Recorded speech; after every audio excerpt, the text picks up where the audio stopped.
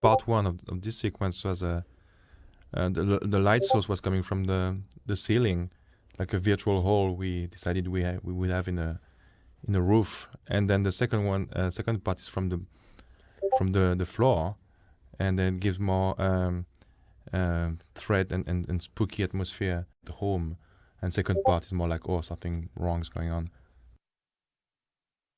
Jaguar Hunt, we basically injected this a lot more firelight that comes in and lights the Jaguar as he comes through and starts, mauling the city. And the lighting is very contrasty. We really cheat the lighting according to the scene. Most of the time, the Jaguar has warm lit from some of the braziers in the beginning of the sequence, but also cool moonlight. So you have warm against cool. And depending on where we're at with the sequence, the color goes into cooler color schemes. Yeah, it helped move you out of the city into this confrontation, basically cool blue moonlit palette, and then all of a sudden the breaking through to the lava area. It was a nice shock of red against all that blue.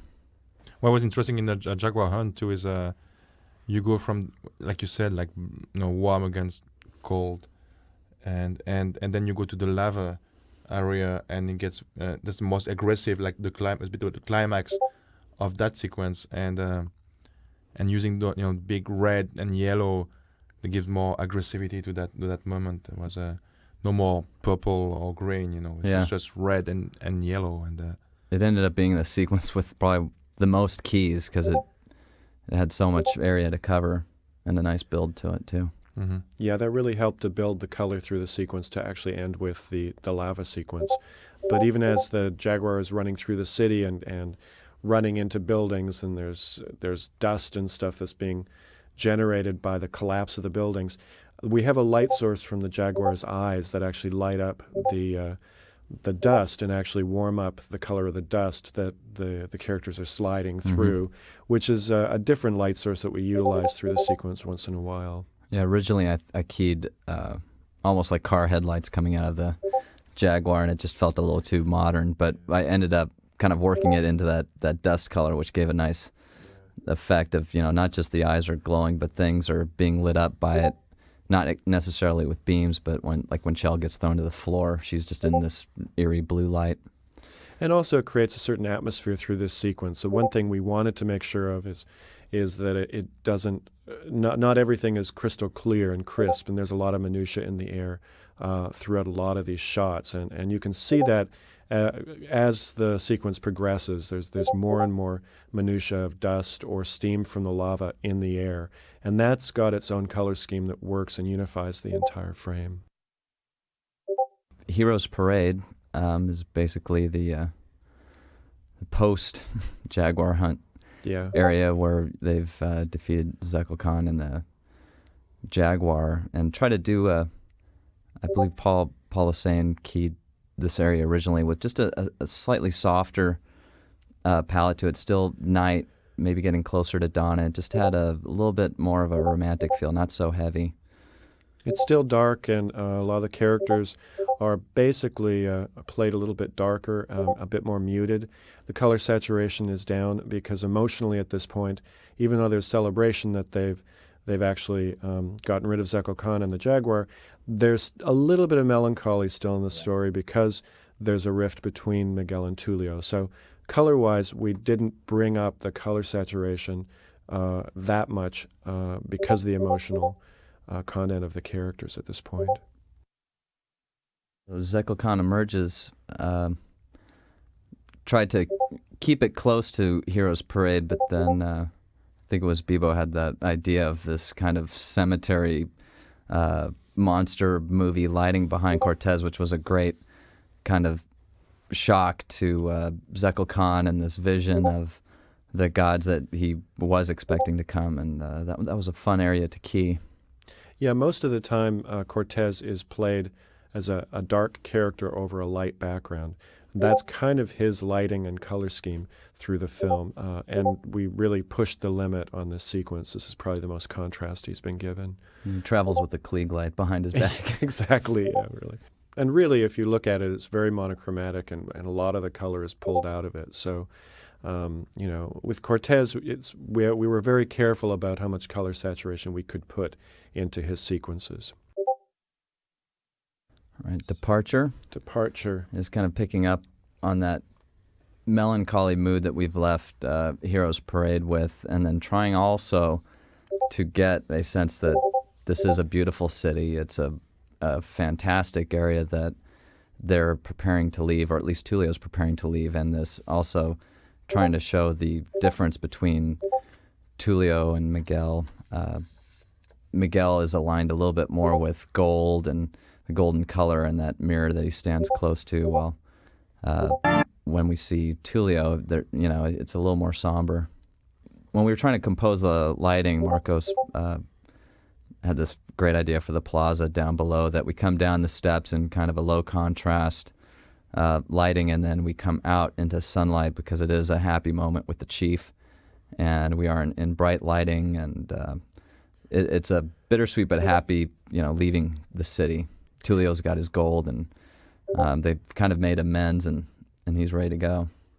Yeah, there is a definite color shift from up in the temple to where Tulio actually is greeted by the chief at the bottom of the stairs. As soon as he comes out of that shadow area, there's a musical changeover, and there's also a color changeover.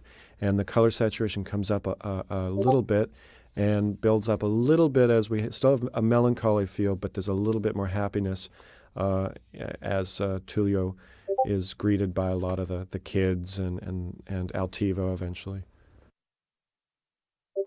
Crashing the Gate was pretty easy. It was just leaving that warm light and getting into this insane ride. They have to maneuver through the cave, the dark cave. Yeah. If you look at the color scheme for Crashing the Gate, it starts out with the golden light of the city, and that's really the light source in the first few shots.